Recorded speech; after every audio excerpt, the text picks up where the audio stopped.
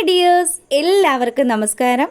മൗനരാഗത്തിൻ്റെ കിടിലനൊരു promo വിശേഷത്തിലേക്ക് എല്ലാ കൂട്ടുകാർക്കും സ്വാഗതം കേട്ടോ. അപ്പം അതിനു മുന്നേ ആരെങ്കിലുമൊക്കെ ആദ്യമായിട്ടാണ് നമ്മുടെ ഈ ഒരു ചാനൽ കാണുന്നതെങ്കിൽ നിങ്ങൾക്ക് ഇഷ്ടപ്പെട്ട് കഴിഞ്ഞാൽ ഇപ്പം തന്നെ ഒന്ന് സബ്സ്ക്രൈബ് ചെയ്ത് വെച്ചേക്കണേ. അപ്പം നേരെ നമുക്ക് കിരണിൻ്റെയും കല്യാണിയുടെയും ഒക്കെ ഇനി വരാനിരിക്കുന്ന ആ ഒരു ഗംഭീരമായിട്ടുള്ള കഥയിലേക്ക് പോയാലോ. അങ്ങനെ നമ്മുടെ മൂങ്ങ മുത്തശ്ശി പറഞ്ഞ കാര്യങ്ങളൊക്കെ ആലോചിച്ചുകൊണ്ട് വിഷമിച്ച് നടക്കുക നമ്മുടെ പ്രകാശൻ. ഇനി പോവാനായിട്ട് ഒരിടവും ബാക്കിയില്ല, ആരും തന്നെ സഹായിക്കാനും ഇല്ല. എന്ത് ചെയ്യും? മേളിൽ ആകാശം താഴെ ഭൂമി എന്നുള്ള രീതിയിൽ പ്രകാശൻ ഇങ്ങനെ നടക്കുക. വയറ് വിശന്നിട്ടാണെങ്കിൽ ഒരു രക്ഷയില്ല. എന്ത് ചെയ്യും? എന്തെങ്കിലും ഒരു പണി ചോദിച്ച് എവിടെയെങ്കിലും കയറി കൂടണം, അല്ലെങ്കിൽ തൻ്റെ ജീവിതം പരിങ്ങലിലാകുമെന്ന് പ്രകാശന് നല്ല ധാരണയുണ്ട്. അങ്ങനെ നമ്മുടെ പ്രകാശൻ ഒരു ജോലി അന്വേഷിച്ചുകൊണ്ട് ഒരു കടയിലേക്ക് ചെല്ലുക.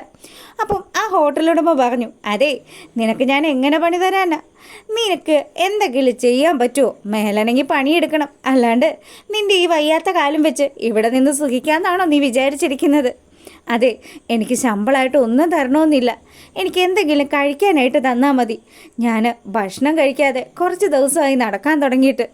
എടാ, ഭക്ഷണം കഴിക്കാനാണെങ്കിൽ തടി അനങ്ങി മേലനങ്ങി നല്ലതുപോലെ പണിയെടുക്കണം, അല്ലാത്തവനൊന്നും ഇവിടെ പണിയൊന്നും ഉണ്ടാവില്ല എന്ന് പ്രകാശൻ്റെ മുഖത്ത് നോക്കി ആ കടക്കാരൻ പറയുക. അങ്ങനെ അവിടെ നിന്ന് നമ്മുടെ പ്രകാശനാണെങ്കിലോ വലിയ കഷ്ടത്തിലായി. ഇനി എന്ത് ചെയ്യും? എന്തെങ്കിലും ചെയ്യാണ്ട് മറ്റു മാർഗങ്ങളില്ല. അങ്ങനെ മറ്റൊരു കടയിൽ ചെന്ന് അവിടെ ചോദിക്കുന്ന സമയത്ത് ആ പുള്ളിക്കാരന് ദയ തോന്നി നമ്മുടെ പ്രകാശനെ അവിടെ പണിക്കെടുക്കുക. പിന്നീട് നമ്മുടെ സരയു മനോഹറിന് പിന്നാലെയുള്ള ആ ഒരു കറക്കം അവസാനിപ്പിക്കാതെ അവൾ മനു പോകുന്ന സമയത്ത് മനോഹർ അറിയാതെ അവൻ്റെ പിന്നാലെ പോവുക. അപ്പം മനു ആണെങ്കിൽ നേരെ പോകുന്നത് ആ പെങ്കൊച്ചിനെ കാണാൻ തന്നെയാണ്, അവൻ്റെ അടുത്ത ഏര. എന്തായാലും അവളെ കല്യാണം കഴിച്ചു കഴിഞ്ഞാൽ അമേരിക്കയിലേക്ക് കൊണ്ടുപോകാമെന്നാണല്ലോ പറഞ്ഞിരിക്കുന്നത്. അങ്ങനെയാണെങ്കിൽ ഇവിടുത്തെ രാക്ഷസിയെ ഉപേക്ഷിച്ചിട്ട് താൻ എങ്ങനെയെങ്കിലും അമേരിക്കയിലേക്ക് പോകണം. അപ്പോൾ അവൻ ആ കാര്യങ്ങളൊക്കെ പ്ലാൻ ചെയ്തുകൊണ്ട് തന്നെയാണ് പുതിയ പെണ്ണിനെ കാണാൻ വേണ്ടി ചെന്നിരിക്കുന്നത്. നമ്മുടെ സരയു ആണെങ്കിലോ മനു പോയ പിന്നാലെ തന്നെ അവനെ ഫോളോ ചെയ്താൽ പോയിരിക്കുന്നത്. അങ്ങനെ ഇവനൊരു ഫ്രോഡാണ് എന്നുള്ള കാര്യം നമ്മുടെ സരയു കണ്ടെത്തുക. ശരിക്കും പറഞ്ഞാൽ തകർന്നടിഞ്ഞു നിൽക്കുക സരയു. എന്ത് ചെയ്യണമെന്നറിയില്ല. മനോഹറിനോട് തീരാത്ത പകയുമായിട്ട് സരയു വീട് വിട്ട് ഇറങ്ങി വരിക. അങ്ങനെ നമ്മുടെ സരയു വീട്ടിലേക്ക് കടന്നു വരുന്ന സമയത്ത് ശാരി ചോദിക്കുന്നുണ്ട്, എന്ത് പറ്റി മോളെ, നീ എവിടെ പോയിട്ട് വരിക? അവൾ ഒരു അക്ഷരം പോലും മിണ്ടാതെ നേരെ പോകുന്നത് റൂമിലേക്കാണ്. അപ്പം തന്നെ ശാരി നമ്മുടെ ബഗൻ്റെ അടുത്തേക്ക് ചെന്നു. എന്നിട്ട് ആളോട് ചോദിക്കുന്നുണ്ട്, അതെ സരയു നീ ഇടയായിട്ട് ഭയങ്കര ദേഷ്യമാണല്ലോ, എന്ത് ചോദിച്ചാലും അവൾ മര്യാദക്ക് മറുപടിയൊന്നും പറയുന്നുമില്ല. ഇനി എന്തെങ്കിലും കാര്യങ്ങൾ അവൾ മനസ്സിലാക്കി കാണുമോ? എൻ്റെ ശാരി, നിൻ്റെ മോള് എപ്പോൾ എങ്ങനെ പ്രതികരിക്കുമെന്നൊന്നും പറയാൻ പറ്റില്ലല്ലോ. നമ്മൾ രണ്ടുപേരും കൂടെ അവളെ കൊഞ്ചിച്ച് വളർത്തിയത് കൊണ്ട് അവളോട് നമ്മൾ എന്ത് ചോദിച്ചാലും അവൾ നമ്മളോട് പറയുന്ന മറുപടി കേൾക്കണം. എൻ്റെ ദൈവമേ, സത്യം പറഞ്ഞാൽ പണ്ടൊക്കെ പിള്ളേർക്ക് ഭയങ്കര അനുസരണയായിരുന്നു, ഇപ്പോഴാണെങ്കിൽ ഒരു രക്ഷയില്ല. നമ്മൾ പറയുന്നതിൻ്റെ തർക്കുത്തരമായിരിക്കും അവർ പറയുന്നതെന്ന് ബഗാസുരൻ പറയുക. എന്തായാലും ഞാനൊന്ന് പോയി നോക്കിയിട്ട് വരാമെന്ന് ശാരി പറയുന്ന സമയത്ത് ശരി ശരി പോയി നോക്കിയിട്ട് വാ. അങ്ങനെ നമ്മുടെ സരയു റൂമിലേക്ക് കയറി ചെല്ലുക. അപ്പോൾ അവിടെ കുഞ്ഞു കിടന്ന് ആ ഒരു തൊട്ടി കിടന്ന് കളിച്ചുകൊണ്ടിരിക്കുക നമ്മുടെ കൺമണി മോള്. അങ്ങനെ ആ കുഞ്ഞിൻ്റെ കളിയും ചിരിയും ഒക്കെ കണ്ടു കഴിഞ്ഞപ്പോൾ സരയു ആണെങ്കിലോ ദേഷ്യം വരിക. നമ്മുടെ മനോഹറിനോടുള്ള സകല അരിശവും സരയുവിൻ്റെ മുഖത്തിങ്ങനെ മിന്നി മാറുക. കുറച്ച് സമയം ചിരിക്കുന്നു, വേറൊരു സമയം ദേഷ്യപ്പെടുന്നു. അങ്ങനെ സരയുന് എന്തോ ഒരു മെൻ്റൽ പ്രോബ്ലം ഉള്ളതുപോലെ അവൾ ആ കുഞ്ഞിൻ്റെ അരികിലേക്ക് ചെല്ലുക. എന്നിട്ടോ കുഞ്ഞിനെ കഴുത്ത് ഞെരിച്ച് കൊല്ലാൻ പോകുന്ന രീതിയിൽ കുഞ്ഞിനടുത്ത് നിൽക്കുന്നതും ശാരി ഓടി വരിക. എടി, നീ എന്താ ഈ കാണിക്കുന്നത്? വിടമ്മേ വിട്, എനിക്ക് ആ കുഞ്ഞിനെ കൊല്ലണം. അത് അസത്ത, അത് ആ മനോഹറിൻ്റെ കുഞ്ഞ്, അതിനെ പോലെ തന്നെ ഇരിക്കുന്നത്. എനിക്കിതിനെ കൊല്ലണമെന്ന് പറഞ്ഞ് ശാരിയുടെ മുന്നിൽ വെച്ച് നമ്മുടെ സരയു ഈ പ്രകടനമൊക്കെ നടത്തുക.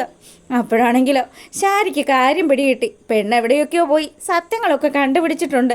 എൻ്റെ ദൈവമേ, ഞങ്ങൾ ആലോചിച്ചതുപോലെ തന്നെ എൻ്റെ മോൾക്ക് ഇപ്പോൾ ഭ്രാന്താകുമല്ലോ. ഈശ്വര, ഇനി എന്ത് ചെയ്യും? രാഹുലേട്ടാ, നിങ്ങളിങ്ങ് വന്നേന്ന് പറഞ്ഞ് രാഹുലിനെ വിളിക്കുക. അപ്പം ബഗാസുരനും അങ്ങോട്ട് വന്നു. രണ്ടുപേരും കൂടി നമ്മുടെ സരയുനെ പറഞ്ഞ് സമാധാനിപ്പിക്കുക. മോളെ, നിനക്ക് ഞങ്ങളില്ലേ?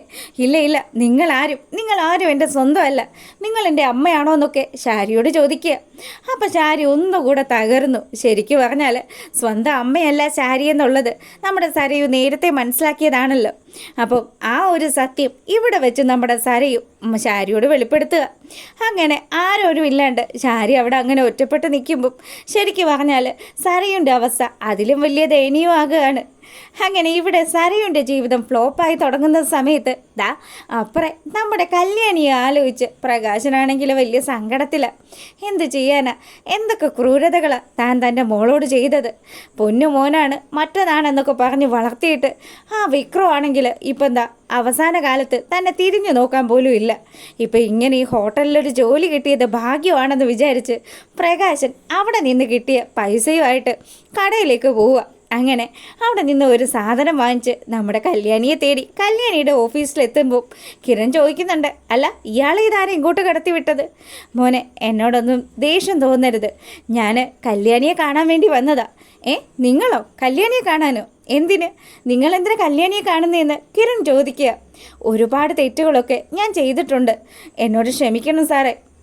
ഞാൻ കല്യാണി മോളെ കണ്ട് ഇത് കൊടുത്തിട്ട് പോയിക്കോളാം. വല്ല ബോംബുമായിരിക്കുമല്ലേ, മകൻ തന്നു വിട്ടതാണോ എന്ന് കിരൺ ചോദിക്കുക.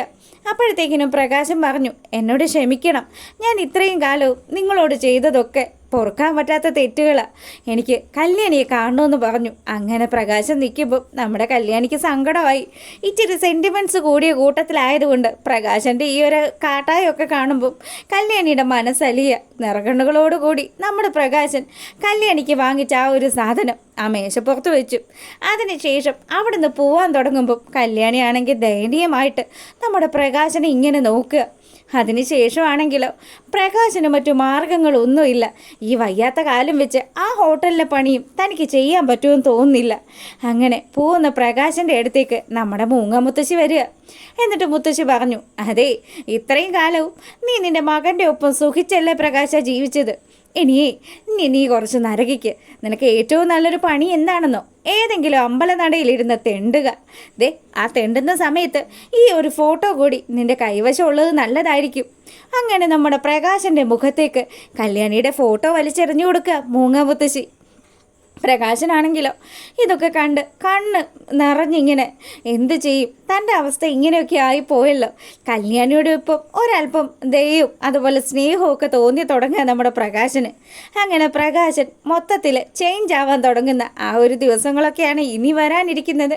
എന്തായാലും ഫുൾ വിശേഷവും അതുപോലെ നമ്മുടെ നെക്സ്റ്റ് വീക്ക് പ്രൊമോ ഒന്നും എത്തിയിട്ടില്ല, ആ വിശേഷങ്ങളും ഒക്കെ ആയിട്ട് ഉടനെ വരുന്നതായിരിക്കും.